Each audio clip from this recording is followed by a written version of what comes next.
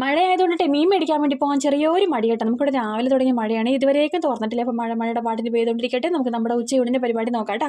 അപ്പോൾ അതേ ചെമ്മിപ്പുളി കിട്ടിയിട്ടുണ്ട്. ചെമ്മീനില്ലാണ്ട് ഞാനിന്ന് ചെമ്മിപ്പുളി ഇട്ട് ചാറ് വയ്ക്കാൻ വേണ്ടി പോകണേ. ഈ ചെമ്മിപ്പുളി എന്ന് പറയുന്നത് ഇരുമ്പുളിയാണ് കേട്ടോ. അപ്പോൾ അത് നെടുനീളം നാലാക്കി കീറിയിട്ട് 2-3 പച്ചമുളക്, മഞ്ഞപ്പൊടി, ഉപ്പൊക്കെ ഇട്ട് നമുക്ക് ഇച്ചിരി വെള്ളം ഒഴിച്ചിട്ട് അടുപ്പത്തിട്ട് വേവിക്കാനായിട്ട് വെക്കാം. ചെമ്മീനുള്ളതാണ് ഇതിൻ്റെ കൂടുതൽ ടേസ്റ്റ്. ഇപ്പോൾ ചെമ്മീൻ ഇപ്പം ഇല്ല, നമുക്കിപ്പോൾ എന്ത് ചെയ്യാൻ പറ്റും? അങ്ങനത്തെ അപ്പുറത്ത് അടുപ്പിലോട്ട് 2-3 പച്ചക്ക ഉള്ളത് ഞാൻ നേരത്തെ തന്നെ കട്ട് ചെയ്ത് വെച്ചിട്ടുണ്ടായിരുന്നു. അപ്പോൾ അതൊന്ന് ചതച്ച മുളകിട്ട് താളിച്ചെടുക്കാം.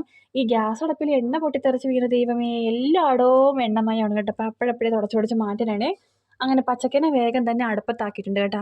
ചെമ്മിപ്പുളിക്കും പിന്നെ പ്രത്യേകിച്ച് വേവൊന്നുമില്ല, അതുകൊണ്ട് നമുക്ക് തേങ്ങയരപ്പ് ചേർത്ത് കൊടുക്കാം കേട്ടോ. എന്നിട്ട് പിന്നെ നൂരി പൊട്ടുന്നതിന് മുമ്പ് നമുക്ക് തീ ഓഫാക്കാം. അപ്പോഴേ കുറച്ച് പൊടിമീൻ ഉണ്ടായിരുന്നു. അപ്പോൾ അത് ഞാൻ നേരത്തെ തന്നെ ഉപ്പും മഞ്ഞളും മുളക് പൊടിയൊക്കെ ഇട്ട് വരഞ്ഞ് പുരട്ടി വെച്ചിട്ടുണ്ടായിരുന്നു. അപ്പോൾ കുരുമുളക് പൊടി ഇല്ലായിരുന്നേ.